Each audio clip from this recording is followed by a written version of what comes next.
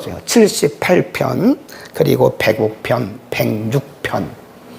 78편, 105편, 106편은 이게 무슨 시냐면 민족적 시라 그래요. 시편 150편 가운데 78편, 105편, 106편은 민족적 시입니다. 그래서 이스라엘 백성들이 망했잖아요. 북이스라엘은 722년에 아수르에 의해서 망했고, 남한국은 유다는 586년에 바벨론에 의해서 포로가 됐고, 그리고 그 이후에도 이스라엘이 망한 적이 한두 번이 아니에요. 그래서 이스라엘 백성들은 이 시편을 읽어가면서 자신들의 조상들이 했던 일들을 기억하는, 그게 역사예요, 역사. 78편, 105편, 106편은 민족적 역사입니다. 그들의 조상들이 어떤 길을 걸어왔는가를 쭉 말씀하면서 그러므로 우리는 어떻게 해야 되겠다라고 하는 민족적 시다. 그래서 오늘 본문은요, 우리가 잘 보셔야 돼요. 그냥 읽어가면 이거 무슨 말씀인지 잘 모릅니다. 여러분에게 말씀을 보는 눈이 열리기를 바랍니다. 자, 쭉 제가 읽어갈 테니까 여러분들이 빨리빨리 답을 하셔야 돼요. 제가 쭉 읽어갈 테니까 여기 1절부터 5절까지의 명령형으로 된 거 있습니다. 뭐뭐 하라, 하라, 하라, 하라. 이것이 계속 나오는데 이거를 한번 잘 보세요. 1절부터 제가 읽겠습니다. 뭐 이렇게 여러분 보이시는 분들은 동그라미를 치시든지 줄을 긋든지 하시면 될 것 같아요. 1절, 여호와께 감사하라. 그 이름을 불러 아리며 그 행사를 만민중에 알게 하라. 할지어다, 그 말은 알게 하라. 2절, 그에게 노래하라. 그를 찬양하라. 그의 모든 기사를 말할지라, 말하라. 그 성호를 자랑하라. 무릇 여호와를 구하는 자는 마음이 즐거울지로다. 여호와와 그 능력을 구하라.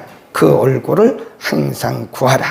5절, 그종 아브라함의 후손 곧 택하신 야곱의 자손 너희는 그의 행하신 기사와 그 이적과 그 입의 판단을 기억하라. 여기까지. 동사가 몇 번 나와요? 이게 다 명령형 동사거든요. 감사하라. 그리고 5절, 6절에 보면 기억하라. 이런 단어들이 나와요. 그 다음에 알게 하라. 그 이름을 불러 아뢰라. 노래하라. 찬양하라. 기사를 말하라. 자랑하라. 구하라. 이런 표현. 이게 다 명령형 동사입니다. 왜 이렇게 말씀했을까요? 왜? 거기 보면 6절에 보면요, 가장 중요한 단어 하나가 뭐가 있냐면 기억하라예요. 기억하라. 거기 한번 다시 보세요. 6절, 5절부터 그종 아브라함의 후손 곧 택하신 야곱의 자손 너희는 그의 행하신 기사와 그 이적과 그 입의 판단을 기억하라. 기억하라. 이 단어가 굉장히 중요합니다. 이게 언제부터냐면 이스라엘 백성들이 애굽에서 나올 때부터를 쭉 지금 역사적으로 설명을 하는 거예요. 그러면서 너희는 하나님께서 애굽에서 나올 때부터 시작해서 광야를 지나오는 동안에 행하신 그 모든 일들을 기억해봐라. 너희가 이렇게 살아서 되겠느냐 이거는. 이 민족이 왜 망한지 아냐? 하나님을 잊어버렸기 때문이다. 우리나라가 왜 망한지 아냐? 민족적 시니까 그런 얘기를 하는 거예요, 지금. 우리나라가 왜 망한 줄 아냐? 우리 조상들이 왜 힘들었는지 아냐? 바로 그 하나님. 애굽에서 인도하여 내신 그 하나님을 잊어버렸기 때문이에요. 그리고 시내산에서 하나님께서 그 많은 언약의 말씀들을 주셨는데 그 언약의 말씀들을 잊어버렸기 때문이야. 그러니까 기억하라는 말씀엔 두 가지가 들어있는데 하나는 하나님을 다시 기억하라. 우리가 이렇게 어려운 일을 만나고 나라가 망한 것은 그 하나님을 잊어버렸기 때문이다. 두 번째는 그 하나님의 말씀을 잊어버렸기 때문이다. 아멘.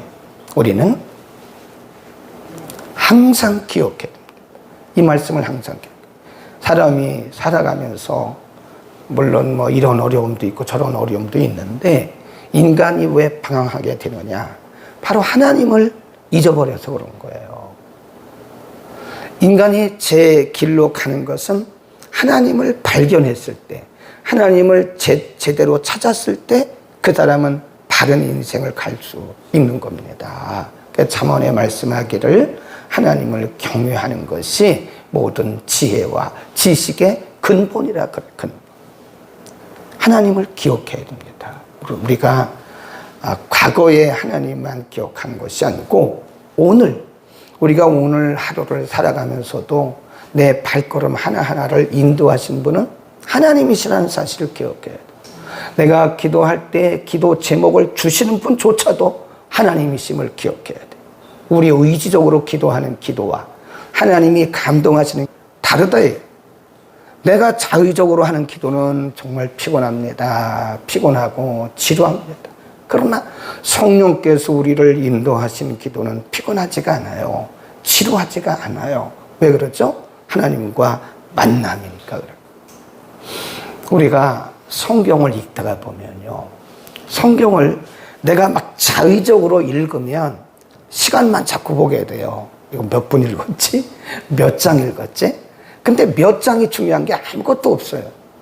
그 10장이 뭐가 중요합니까? 하루에 10장입니다. 5장입니다. 그거 의미 없습니다.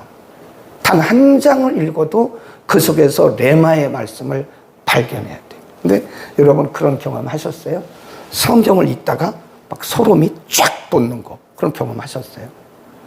네. 성경을 읽다가 갑자기 막 온몸에 소름이 막 돋는 거예요. 이런 말씀이 있네. 네. 그게 바로 나와 함께 하시는 하나님이 내게 영감을 주시고 감동을 주신 거라요. 우리는 그 하나님을 항상 기억해야 됩니다. 우리의 힘으로, 우리의 지식으로, 우리의 경험으로 살려고 하면 인생이 피곤해요. 힘듭니다. 우리가 섬기는 것도 내 힘으로 하려고 하면 피곤합니다. 굉장히 힘듭니다. 그러나 하나님이 주시고 하나님의 감동을 통해서 하면 얼마나 즐겁고 힘이 나는지 몰라요. 그 다음 1절에 감사하라. 그 다음에 그 이름을 불러 아뢰라. 행사를 만민중에 알게 하라. 선포하라. 그 말이 노래하라. 찬양하라. 같은 얘기입니다. 기사를 알게 하라. 그 능력을 구하라. 그런 것은 다 어디에 포함되냐면 기억하라에 포함되는 것. 하나님을 기억할 때 감사도 나오는 것이고, 하나님을 잊어버리니까 이스라엘 백성들이요, 감사를 잊어버린 거예요. 하나님을 발견하는 순간에 감사가 회복이 되는 겁니다. 만일 우리 가운데 나도 모르게 감사가 서서히 식어지고 있다면 하나님을 다시 만나야 돼요. 하나님을 다시 발견해야 됩니다. 하나님을 다시 기억하고 발견하는 순간 우리 입에서는 감사가 나오고 우리 입에서 찬양이 나오고, 그리고 우리 입에서 사람들에게 그 하나님을 전할 거예요. 거기 보면 알게 하라, 아뢰라, 선포하라 이런 단어가 3번, 4번 나와요. 선포하라. 선포하라는 말은 오늘날로 말하면 전하라. 전하라. 아니 내가 하나님을 못 만났는데 어떻게 전합니까? 그렇죠. 우리가 전도를 하는데 하나님을 인격적으로 만난 사람이 전도하는 것과 그냥 만나지는 않았지만 전도하라고 하니까 하는 것과는 본질적인 차이가 있습니다. 내가 하나님을 만났을 때는요, 그 하나님을 전하지 않고는 못 배겨요. 못 배겨. 그런데 우리가 하나님을 제대로 만나지 못했을 때는 전도라고 하는 것은 그렇게 힘들 수가 없어요. 부끄러운 것이고 부담이 되는 것이고 힘든 것이다. 그러니까 요즘에 크리스찬들이요, 전도 잘 안 합니다. 왜 그럴까요? 내 마음이 식어지고 있는 거예요. 식어져. 내 가슴이 뜨거워 보세요. 그 하나님을 안 전할 수가 없습니다. 우리는 다시 기억해야 됩니다. 누구를? 하나님을. 여기까지 온 것이 에베네셀의 하나님의 은혜예요. 지금 우리가 살고 있는 것도 하나님의 은혜예요. 앞으로 우리가 살아가는 것도 하나님의 은혜예요. 그러니까 매사에 하나님을 기억해야 돼. 하나님이다. 하나님이다. 하나님을 잊어버리는 순간 우리는 매우 중요한 것을 놓치는 것 똑같은 거예요. 그 맥이 뭐냐? 신앙의 맥이 뭐예요? 하나님을 기억하는 거예요. 그러니까 우리가 성경에 구약 성경에 가장 많이 나오는 단어 중에 하나가 하나님을 기억하라. 여호와를 기억하라. 그 말씀. 그다음 두 번째 오늘 본문에서 우리가 반드시 기억해야 하는 발견해야 하는 단어가 또 나와요. 굉장히 중요한 단어입니다. 제가 읽을 테니까 여러분이 한번 맞춰보세요. 7절부터 읽겠습니다. 그는 여호와 우리 하나님이시라. 그의 판단이 그 온 땅에 있도다. 8절 그는 그 언약 곧 그 천대에 명하신 말씀을 영원히 기억하셨으니 9절 이것은 아브라함에게 하신 언약이며 이삭에게 하신 맹세며 10절 야곱에게 세우신 율례 곧 이스라엘에게 하신 영영한 언약이라. 3번 나오는 단어가 있어요. 어떤 단어일까요? 언약입니다. 언약. 거기다 줄거놓으세요. 오늘 우리가 이 시편 105편 1절에서 11절을 읽으면서 이 단어를 놓쳤으면 우리는 이 중요한 부분을 놓치고 그냥 지나가 버린 거예요. 근데 우리가 성경을 볼 때는요, 하나님께서 의도하신 부분이 있어요. 그 부분을 놓쳐버리면 정말 중요한 부분을 놓친 거예요. 지금 이 105편 그리고 106편 78편이 무슨 시라고 그랬어요? 민족적 시. 이스라엘이 왜 저렇게 방황했는가? 이스라엘이 왜 저렇게 망했는가? 이스라엘이 왜 저렇게 하나님의 진노를 만났는가? 이스라엘이 왜 신앙적으로 그렇게 헤매고 있는가? 왜 그러죠? 언약을 잊어버려요. 언약. 하나님은 여기 나오잖아요. 아브라함부터 이삭부터 계속 언약했다고 그러잖아요. 하나님은 언약의 하나님이다. 언약. 우리가요, 언약이라는 단어가 보통 계약, 언약. 가끔 제가 영어 단어를 쓰는 것은 여러분에게 정확한 뜻을 전하기 위한 겁니다. 우리가 보통 A와 B가 동등한 자격에서 계약하는 것은 컨트랙이라고 해요. 컨트랙. 우리가 부동산 계약하잖아요. 그건 컨트랙입니다. 컨트랙. 그런데 A와 B가 수직적인 관계에서 맺는 계약은 그 계약은 커버넌트. 그게 언약이라는 뜻입니다. 언약, 계약. A와 B가 대등한 것이 아니에요. 이렇게 수직적인 관계, 수직적인 관계에 맺는 언약을 우리는 커버넌트라고 해요. 그게 언약, 계약입니다. 하나님이 우리와 계약을 맺었는데 그것은 그 언약은 우리의 행위로 인한 게 아니에요. A와 B는 행위입니다. 동일한 거예요. 우리가 부동산 계약을 하잖아요. 근데 우리가 계약을 해놓고 계약금을 안 줘. 그럼 법적으로 걸리는 거예요. 계약금 떼는 거예요. 중도금도 안 줬어. 그럼 계약 해지죠. A와 B가 동일한 거예요. 근데 이 카버넌트라고 하는 것은, 언약이라고 하는 것은 이런 관계예요. 그러니까 하나님과 우리와의 관계는 수직적인 관계인데 이게 행위 관계가 아닙니다. 우리 행위를 보고 하나님이 계약한 게 아니에요. 그분의 뭐죠? 은혜. 그분의 은혜로 우리와 언약을 맺으신 거예요. 근데 이 A와 B가 동등한 계약은요, 언제든지 이건 파기가 됩니다. 예. 결혼도 마찬가지잖아요. 원래 그래서는 안 되는데 결혼도 A와 B가 동등한 관계예요. 남과 여가 동등한 관계니까 어떤 때는 결혼이 파기가 되잖아요. 그게 동등한 관계이기 때문에 그런 거예요. 근데 하나님과 우리와의 관계는 동등한 관계가 아니에요.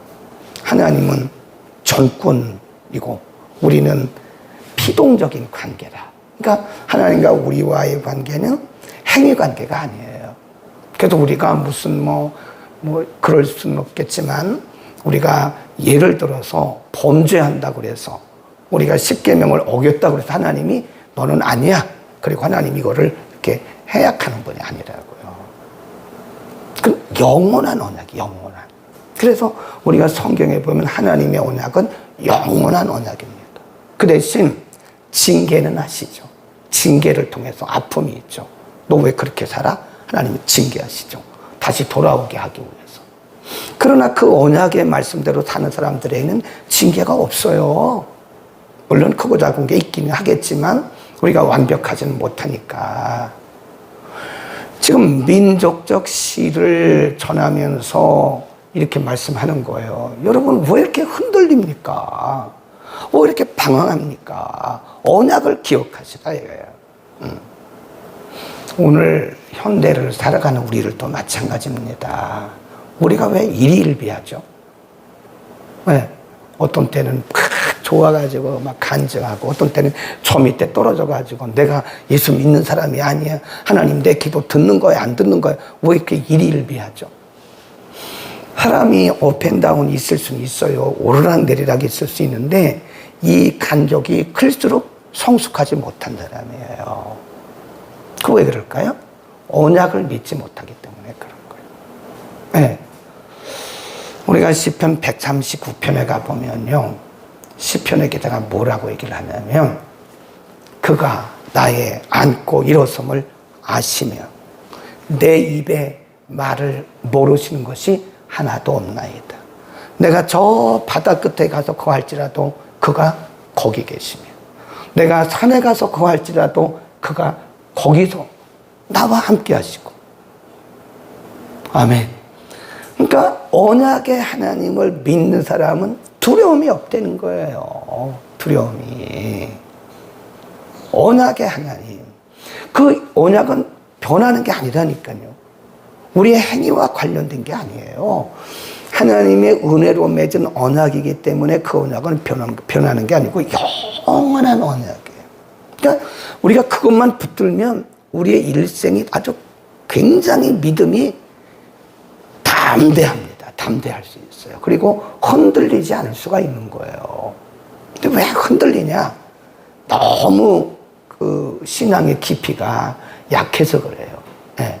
우리가 나무를 봐도요, 나무를 봐도 뿌리가 아카시아 같은 나무는요, 뿌리가 150m, 150m. 그러니까 막 소나기가 오고 막 그래도요, 아카시아 나무는 그냥 있습니다. 근데 어떤 나무는 키는 커요. 막 20m 올라가요. 그러니까 소나기 한번 와버리니까 그냥 20m 소나무가 싹 쓰러져 버리더라고요. 왜 그럴까요? 뿌리가 얕아요. 3m도 안 돼. 네. 키는 20m인데 뿌리가 3m도 안 돼. 그러니까 조금만 바람이 불면 팍팍 쓰러지는 거죠. 아카시아 나무는, 그래서 왜 우리가 산림 조성할 때 아카시아 나무를 심냐면, 이 아카시아 나무는요, 뿌리가 이렇게 볼 때 이 줄기는 얼마 안 돼요. 줄기는 뭐 몇 미터 안 됩니다. 근데 그게 뿌리가 150m 이상 가기 때문에 그 아카시아 나무를 심어 놓으면요, 이게 무너지는 것을 방지한다잖아요. 우리는 믿음의 뿌리를 깊이 내려요. 아멘. 이 믿음의 뿌리가 뭘까요? 언약의 하나님을 믿는 거예요. 붙드는 거예요. 그 언약을 붙들으라고, 흔들리지 말고요. 그리고 뭐 하라고요? 기억하는 거. 오늘 본문에서 두 가지 단어는 반드시 기억해야 됩니다. 하나님을 기억하고, 그 하나님은 언약의 하나님이다. 아멘. 기도합니다.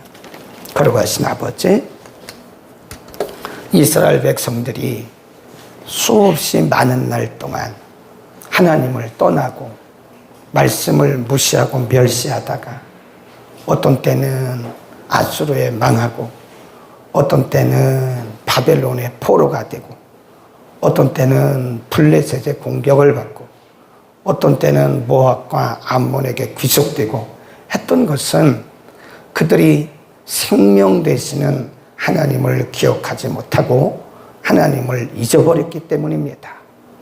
하나님은 그들을 놓으신 적이 없지만, 수천 년을 지나도 그들을 놓으신 적이 없지만, 그들은 하나님을 잊어버리고 하나님을 놓았습니다. 그때부터 그들에게 어려움이 있었고 국가적인 위기가 있었던 것을 우리가 압니다.